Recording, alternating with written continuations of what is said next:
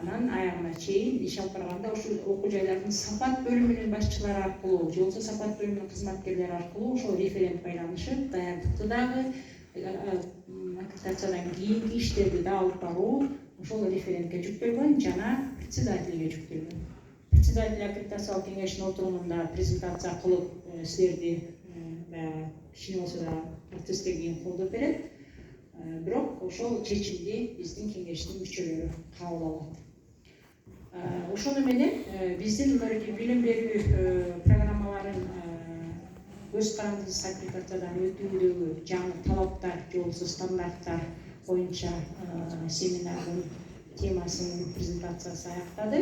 Суроолоруңуздар болсо берсеңиздер болот. Анан азыр бүткөнгө бир 5 мүнөт калды окшойт. 5 мүнөткө суроолорго болсо айтыңыздар, болбосо 5 мүнөттөн кийин топшо эргешүүчү айтат, кандай кылып тыргуу кылабыз, Суроолор барбы?